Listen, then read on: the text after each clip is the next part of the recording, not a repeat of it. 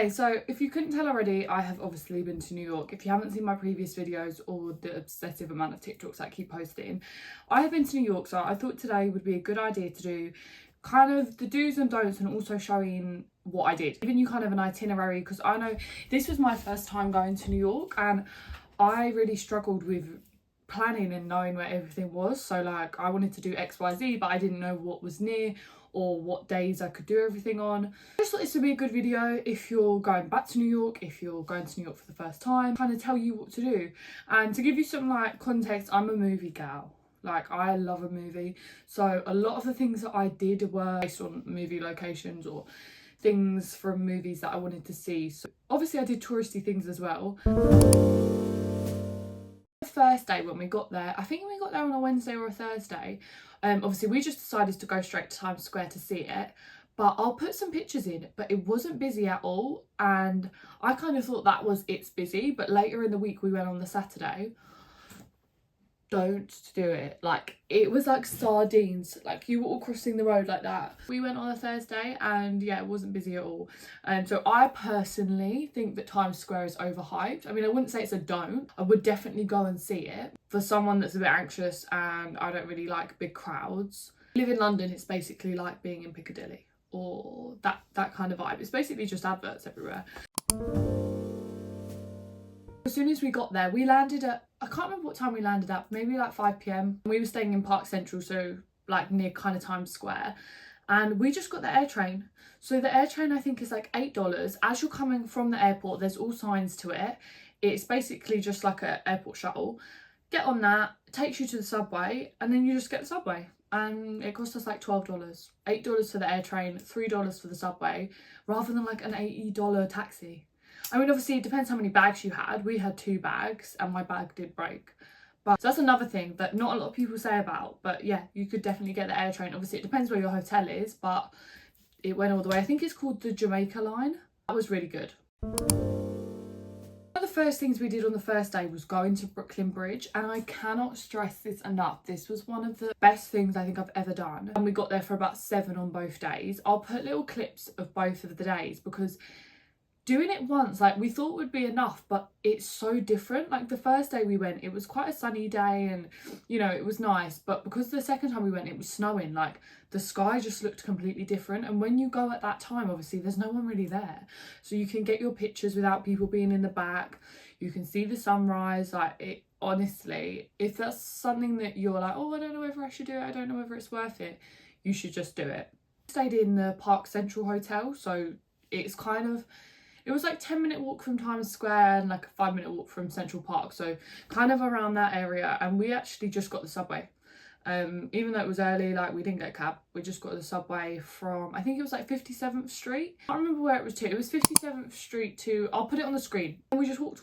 It's probably like a 40-minute walk. And then another thing that I think is good is being up early. Beat the rush, you beat the queues, you get to do things that you want to do without there being a crowd of people. So on the first day we did Brooklyn Bridge, walked all the way across, and then we went to Central Park and it was dead. Like there was no one there. I was so shocked because I don't know, you just think Central Park like busy, crowded, I don't know, people going on their runs, but no. And we walked around the whole thing, like honestly I think we ended up being at like the back of it somehow, so we had to like walk the whole way around. But yeah, it was dead quiet. And obviously I saw things like Bow Bridge that's in a lot of movies. We saw the Friends fountain.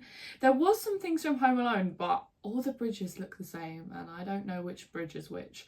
But again, I got to take videos, I got to take pictures, and there was no one there. So if you're like me and kind of starting out with content and things like that, you're not completely confident with the camera or like making TikToks, it was really good because there was no one there for me to be embarrassed. We then headed to Ralph's Coffee, which I have put in my vlog, but I didn't personally like that. It just was very, I just don't like when you go into like a designer shop and you know they're like waiting on you and watching you, but that's like personal preference. So I just personally didn't like it in there, and I did think it was quite expensive, but that's your thing, like I definitely would do it.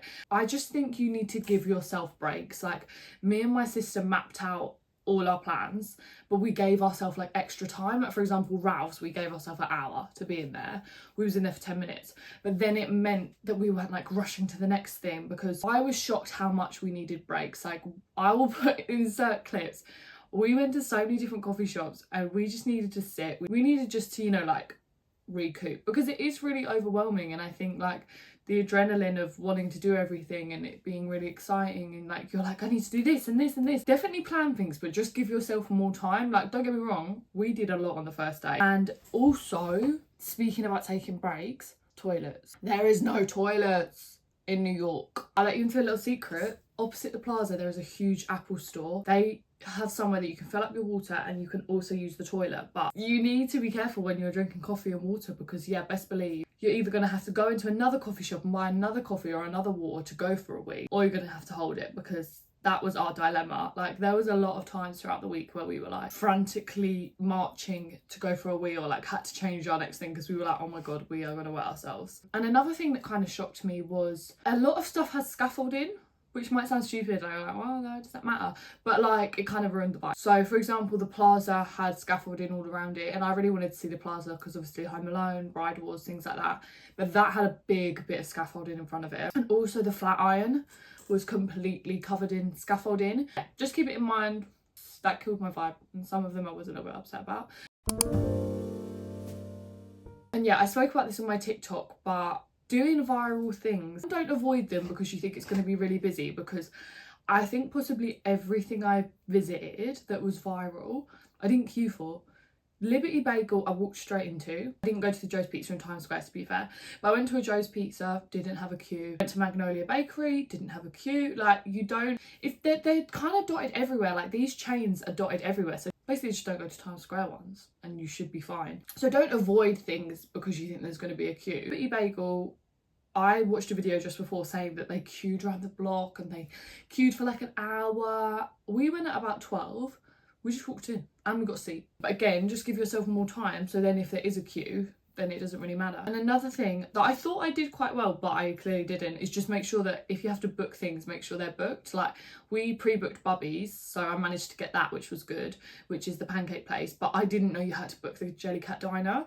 So I didn't get to go to that, which was quite upsetting, but I didn't know you had to do it. So if you want to go to the Jellycat Diner, when I went, we went mid-January and they said they were booked up for the rest of the month. So that was what I learned on the first day. The first day was wake up early, give yourself breaks, make sure that you know where there's a toilet. Like I said before, with giving yourself breaks, I wouldn't cram up like your evenings. Like, we did do stuff in the evenings, but it's just good to like rest. You're walking, I think we walked like 25k steps some days.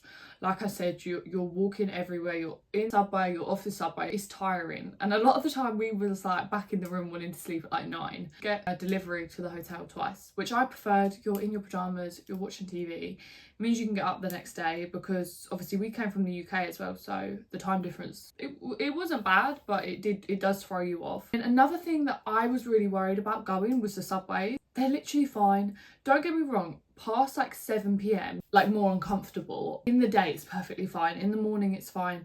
It's just in the evening it gets a little bit creepy, but they're really easy. You can tap your phone. It's literally like being in London. You just tap your phone.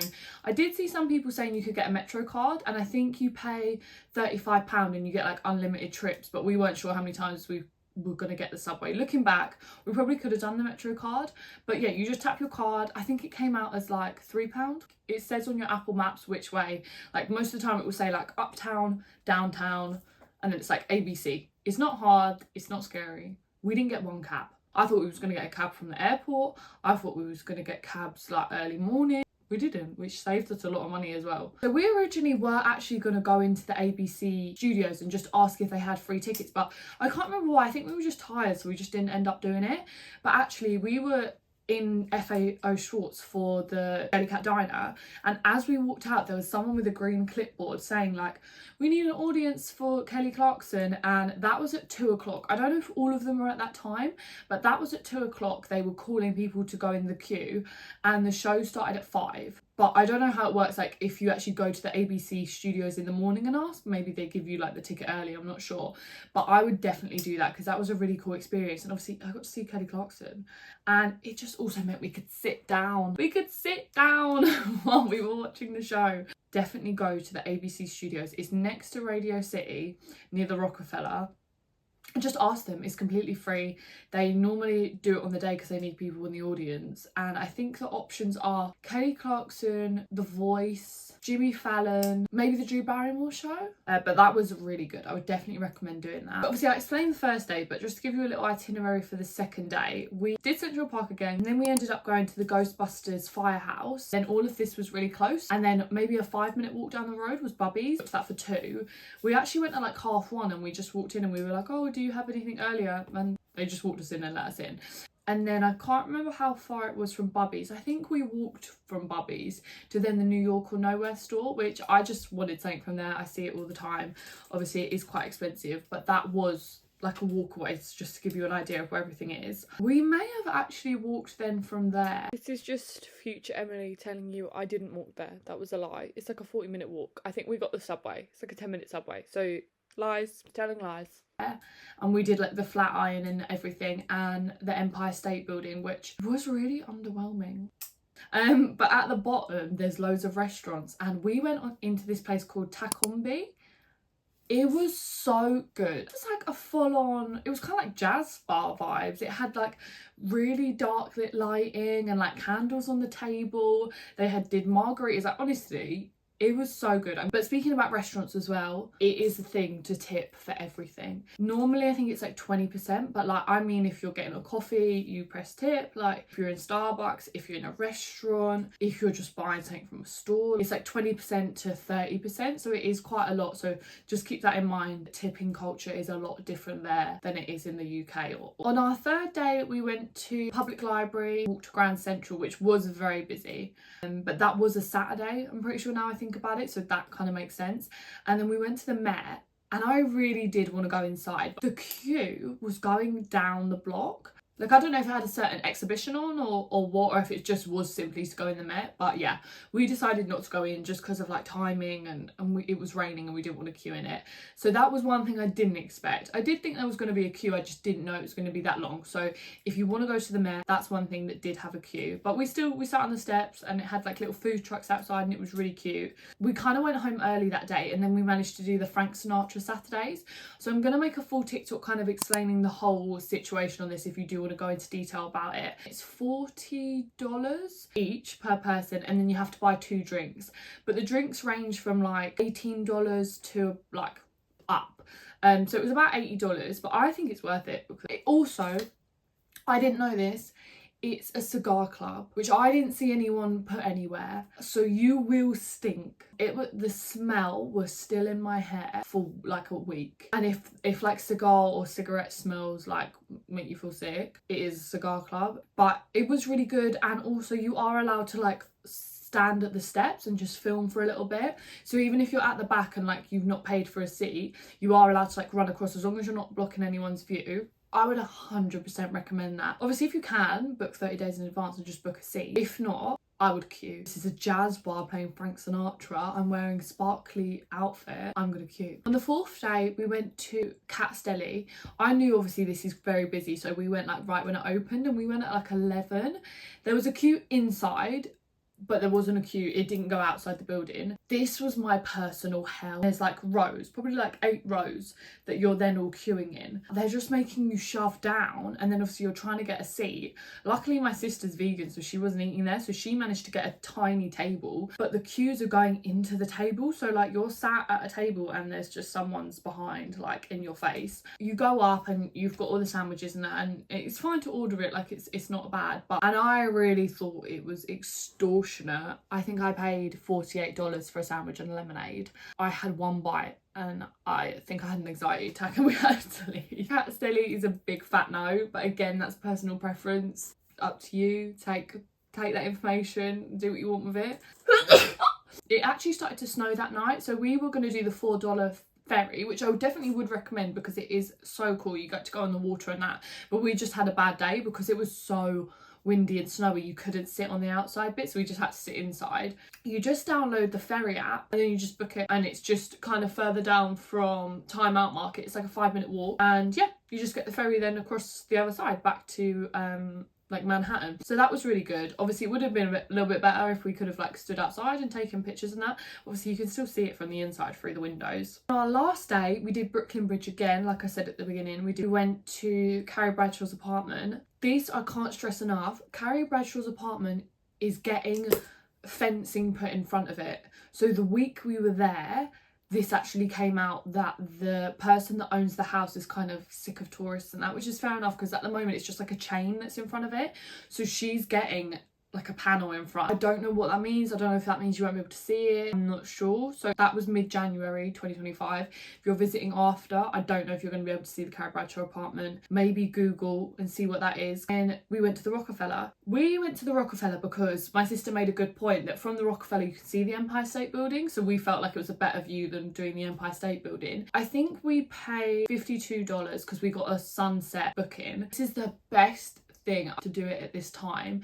I think we booked it for 4:15 to try and get like for the sunset at like 4:30, 5, but there is like a 20-minute bit. We didn't know this, so luckily we booked it at a good time. You go in, you go through the lift, and then there's like a little show. There's like a 5-minute little history kind of show thing, and then you go up another lift. So that was a good 15 minutes, maybe 20 minutes. If you're like, oh, the sunset's at 5, book it for 4:30. So that then you're upstairs for 5. But I would definitely spend that extra money because we got to see it in the day, the sunset, and basically at night.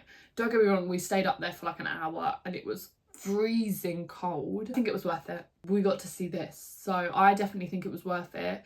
And speaking about the weather, again, I went January the 15th to the 21st or something. The first few days were fine. It was like thermals and a scarf and glove. The last few days, really cold. I think one day I had tights, thermals, jeans, thermal top, jumper. I had 2 pairs of gloves on. I had my scarf, my coat and my beanie, and I was still cold. But it did obviously snow. If you're thinking of going end of January, just bring layers. Well, like when you're in the shops you get hot and bothered, so you want to take them off.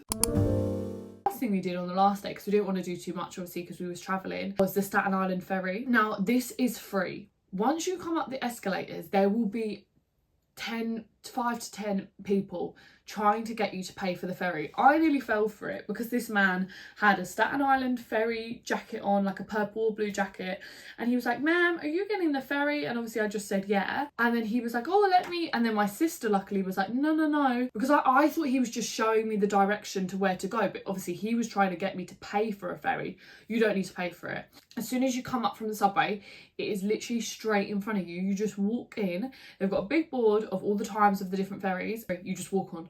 So do not go to the men. So basically, to sum it up, my dues for New York is wake up early and try and do your stuff, especially if you've got jet lag. Just make the most of waking up early. You need to do Brooklyn Bridge at sunrise, and I would personally recommend sunrise over sunset just because I feel like it must be a bit quieter. Obviously I didn't do sunset, but I can imagine that being quite busy. Don't be scared to go to viral places because a lot of the time there isn't queues if you go to the right one or you go at the right time. Get the subways because they're not that scary. Try to go to the ABC studios and Frank Sinatra Saturday because they're the best thing I've ever done. And wear layers. Book the Rockafeller at sunset. Brooklyn Bridge at sunrise, Rockafeller at sunset. The best thing. Don'ts are probably like Times Square on the weekend.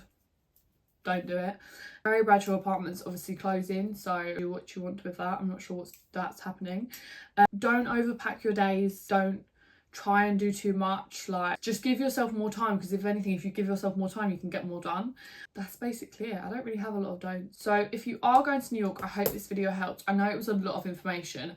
I'm going to try and put some pictures on the screen to break it down for you. I have also posted a vlog if you want to watch that, and on my TikTok I've kind of broke down the days individually. But yes, if you are planning New York or thinking about going to New York, just book it because I'm already thinking about going again. Hope you enjoyed, and like I said, check out my other vlog and also my TikTok for more.